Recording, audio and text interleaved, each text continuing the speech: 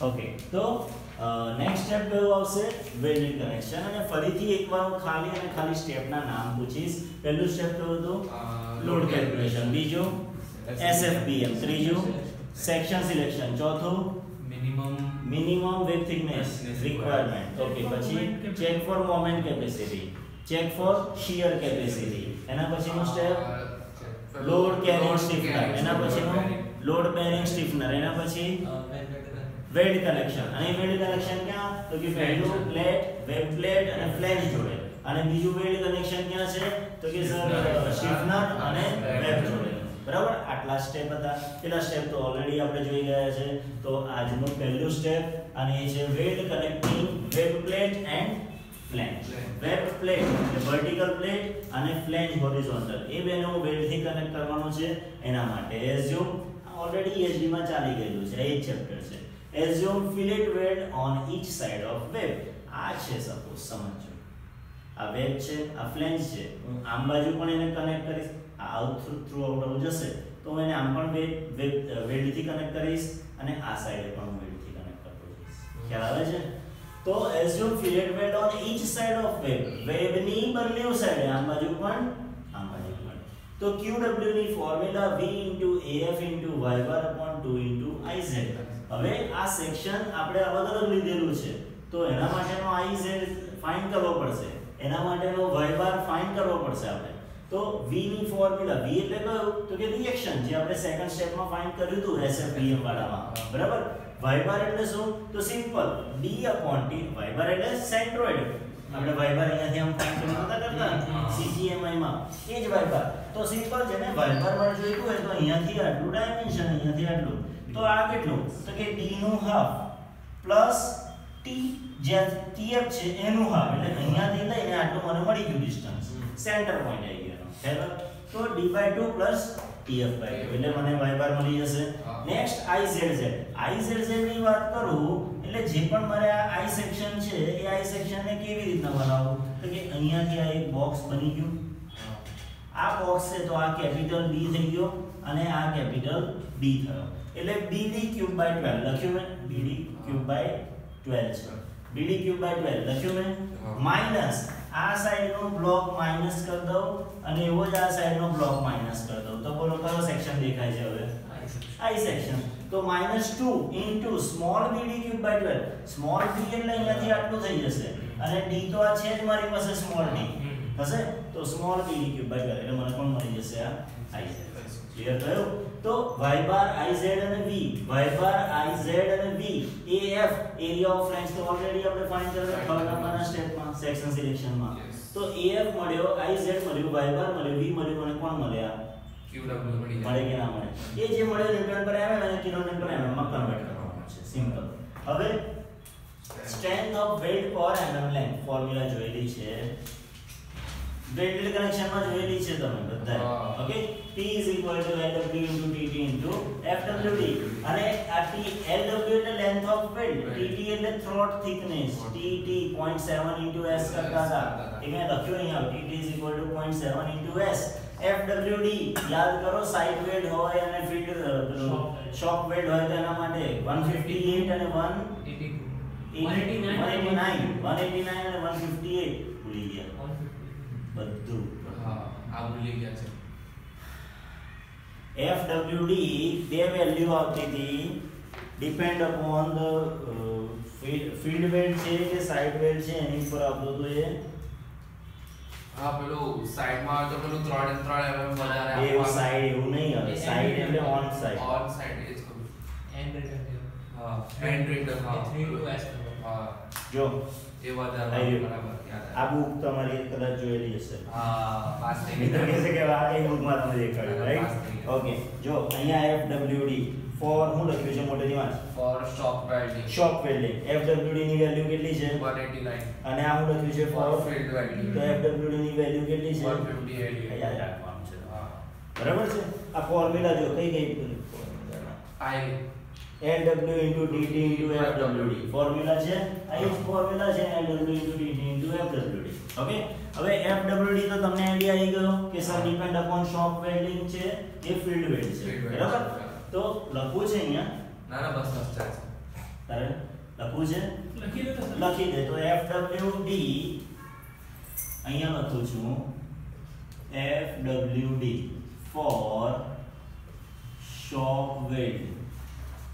કેટલું હતું એ shop weld 189. Sure છે કે ફિલ્ડ માટે હતું 189 ફિલ્ડ માટે 158 કયું શોપ 189 ન્યૂટન પર ન્યૂટન પર mm સ્ક્વેર અને આ હતું 158 ન્યૂટન પર mm આ જૂનું હતું એટલે મેં નતું લખ્યું તમારું પાછું રિપીટ હતું એટલે નતું લખ્યું ઠીક છે વાંધો નહીં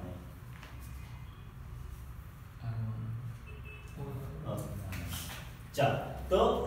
જઈએ પાછા આગળ અને FWD સરાની પરથી મળી જશે ના આપ્યું હોય તો કયું એઝ્યુમ કરી લેવાનું કોઈ બી એઝ્યુમ થાય બરાબર છે TT throat thickness 0.7 s sir s એટલે size of weld 3 mm 4 mm 5 mm 6 mm assume કરતા હતા તમે બરાબર તો તમે 4 mm કે 6 mm એઝ્યુમ કરી લો ચાલશે એટલે LW એટલે 1 આપણે અહીંયા લખ્યું છે પર mm એટલે LW ની વેલ્યુ કેટલી થઈ ગઈ 1 પર mm માટે હું ચેક કરજે સ્ટ્રેન્થ ફાઇન્ડ કરું છું તો 1 થઈ ગયા એટલે 1 TT FW મને બોલો કોણ મળશે આ P મળશે કે નહીં મળે ખબર પડે છે ઓકે P વેલ્યુ વાળી જે એ P ની વેલ્યુ આ QW કરતા વધારે આવે છે then it is okay આની સ્ટ્રેન્થ આ જે સ્ટ્રેન્થ આપી જોઈતી હતી એના કરતા વધારે આવે છે then it is okay થયો તો હવે 1 mm માટે ઇફેક્ટિવ લેન્થ કેટલી એ હું ફાઇન્ડ કરીશ તો centre to centre spacing of weld is equal two P upon QW એટલે મને આ સેન્ટર ટુ સેન્ટર સ્પેસિંગ મળશે એ સ્પેસિંગ ઇન્ટુ આ 100 કરીશ એટલે મને અહીંયા આન્સર મળશે આ શું છે assume effective length of weld is equal to 100 mm આ એઝ્યુમ કરેલું છે અને એઝ્યુમ કરેલું છે એટલે મેં લખી દીધું કે 100 જ એઝ્યુમ કરીશું આપણે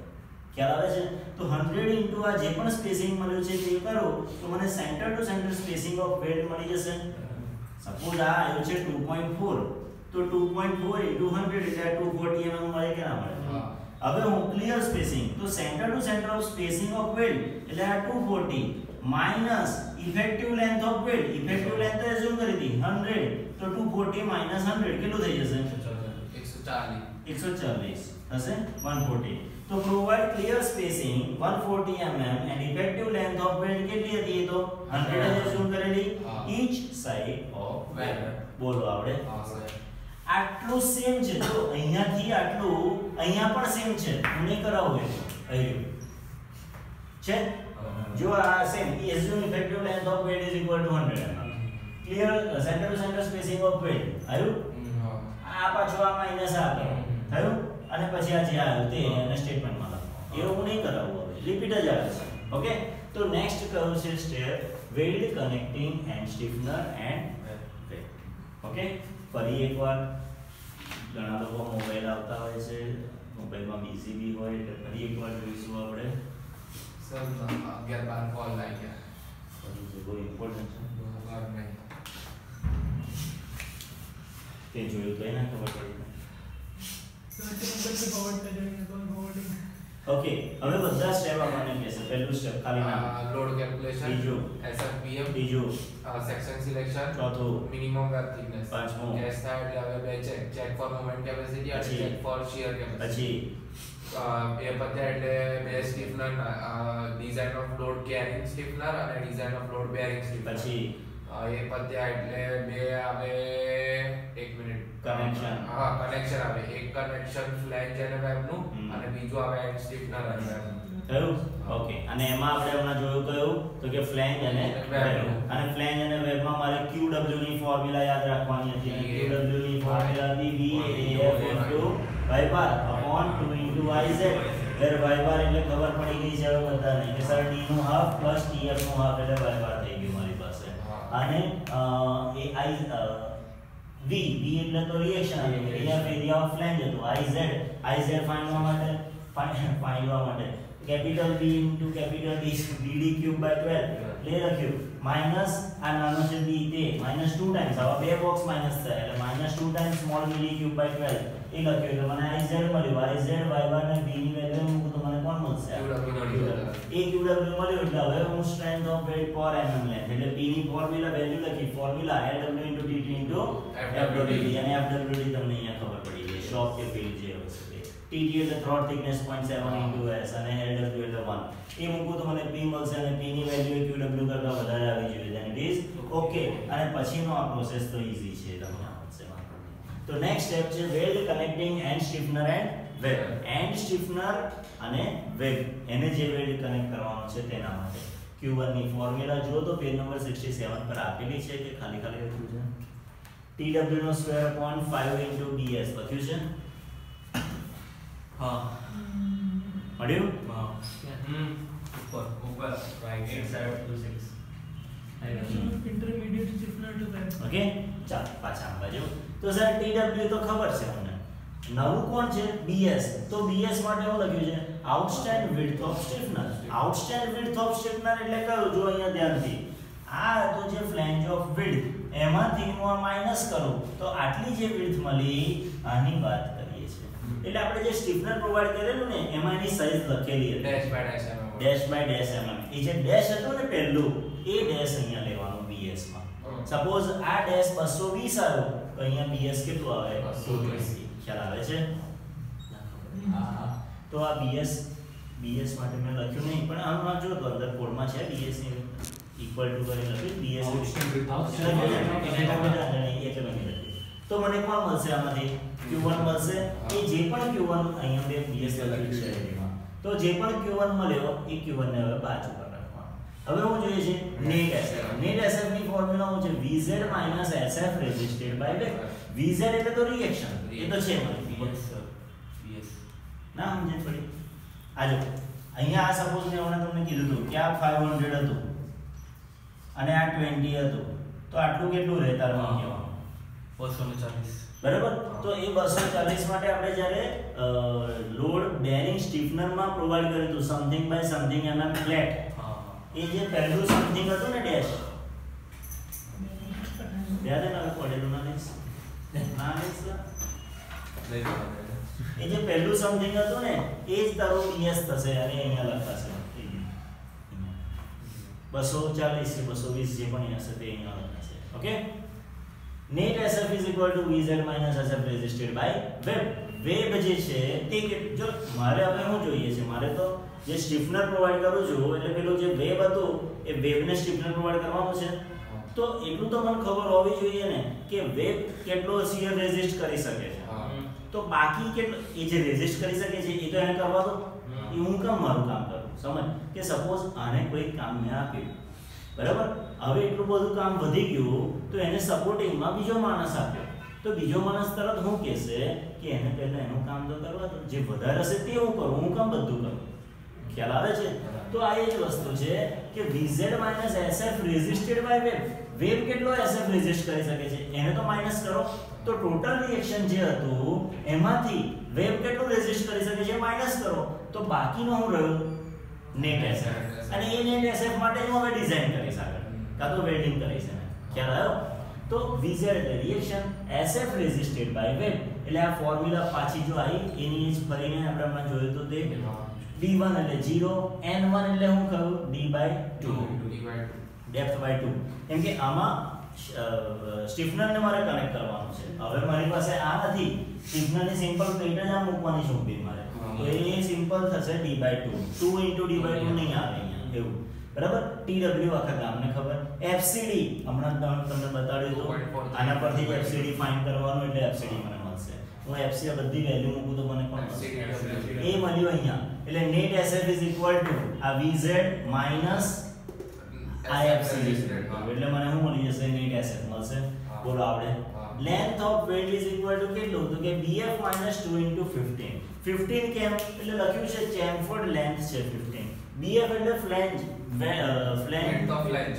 width of flange -2 times chamfered કેમ chamfered કરવું પડ્યું છે એના માટે જો આ બાજુ આ પોર્શન જો અહીંયાથી આમ કરેલો છે આમ ત્રાસો અહીંયાથી આમ ત્રાસો પોર્શન દેખાય જોઈ લો હા આ chamfered લખ્યું છે 15 માં chamfered is equal to લખ્યું છે પોઈન્ટ કોડ હા આમ ત્રાસું કરેલું છે ને અને અહીંયા લખેલું પણ છે જો 15 અને અહીંયા chamfered is equal to 15 લખ્યું છે છે. હવે એવું કેમ કરવું પડે સમજો. હું સપોઝ આ વેવ છે, સોરી આ ફ્લેંજ છે અને આ વેવ છે, બરાબર છે. હું અહીંયા આગળ આમ સપોર્ટમાં મૂકું છું, આનું દૂર કેમ પડે આપણે તો આ ફ્લેંજ છે અને આ વેવ છે અને હું અહીંયા આગળ સપોર્ટમાં બીજું પેલું એ છે આપણી પાસે અહીં ઓકે સ્ટીફનર, આ સ્ટીફનરને હું અહીંયા મૂકું છું સમજો. તો આને હું ફ્લેંજની જોડે કનેક્ટ કરું છું તો આનો કનેક્શન મને ખાલી અહીંયા ને અહીંયા જ મળશે. પણ હું આને જો ચેમ્ફર્ડ કરી દઉં છું તો આનો કોન્ટેક્ટ એરિયા વધશે કે નહીં વધે? ચેમ્ફર્ડ કરું છું એટલે આને આમ કર્યું અને આમ કર્યું તો ચેમ્ફર્ડ કર્યું તો કોન્ટેક્ટ એરિયા વધશે એનો. ખ્યાલ આવે છે? તો સ્ટ્રેન્થ વધશે કે નહીં વધે? આ પોર્શન છે અહીંયાથી મને આમ ચેમ્ફર્ડ કરું અને આમ ચેમ્ફર્ડ કરું અને એ હું અહીંયા મૂકું તો આ ચેમ્ફર્ડ વાળો પોર્શન અહીંયા અને અહીંયા કનેક્શન થશે ને એવું કહું છું. બરાબર? એટલે વેલ્ડિંગ વધારે થશે. હા, લેન્થ વેલ્ડિંગની લેન્થ વધે એટલે એની સ્ટ્રેન્થ વધશે તમારે, એટલે વધારે સપોર્ટ વધારે લોડ એ ટ્રાન્સફર કરી શકશે. કહેવાનો મીનિંગ એ કરે મારી ધ્યાન દે. હવે ચાલો તો લેન્થ ઓફ વેલ્ડ આપણે અહીંયા જ ફાઇન્ડ કરીએ છીએ, લેન્થ ઓફ વેલ્ડ જ ફાઇન્ડ કરીએ છીએ. તો લેન્થ ઓફ વેલ્ડ કેટલી? BF માઈનસ 2 ટાઈમ આ BF તો હતું જ, એમાંથી અહીંયા જે પ્રોવાઈડ કર્યું એ ચેમ્ફર્ડ અહીંયાથી આ માઈનસ કરી દીધું. એટલે આ ટોટલ એમાંથી, કેમ કે જો હું BF માંથી આટલું માઈનસ કર દઉં તો એ વધારે માઈનસ થાય, વધારે થઈ જાય. એમાંથી આને હું ચેમ્ફર્ડ કરીને માઈનસ કરું એટલે આટલી લેન્થ મારી અહીંયા સુધીની હતી એમાં આટલી વધી ગઈ. ખ્યાલ આવે છે? એટલે અહીંયા લેન્થ ઓફ વેલ્ડ મને મળશે Q2 is equal to, અહીંયાથી મને Q1 તો મળી જ ગયેલું છે સમજો. Q2 is equal to net SF upon length of weight. તો net SF અહીંયા ફાઇન્ડ કર્યું હતું, upon length of weight find કર્યું, મૂક્યું તો મને કોણ મળ્યું? Q2. Q2 plus Q1 એટલે મને QW મળી ગયું. QW divided by 2 એટલે force on each side weight, દરેક સાઈડ, આમ બાજુ પણ અને આમ બાજુ પણ. QW જે પણ આન્સર આવ્યો divided by 2 કરો એટલે મને મળશે એક સાઈડ પર. તો P એ જે અહીંયા મને મળેલો હતો P એની જ વાત છે. આ જ P ની value this greater than force on each side of bed, આના કરતા તો આ P ની વેલ્યુ કેવી હોય છે? વધારે. that is આ ઓકે આવ્યો એટલે ફરીથી પાછું રિપીટ પાછું જેવું આ P આવી ગયું એટલે ચાલુ કર્યું. ચેમ્ફર ફિક્સ છે સર. ફિક્સ 15 વેબ પર એવું ડિપેન્ડ નહીં કરે. ના આવડે? કોઈ ડાઉટ છે? હા સર.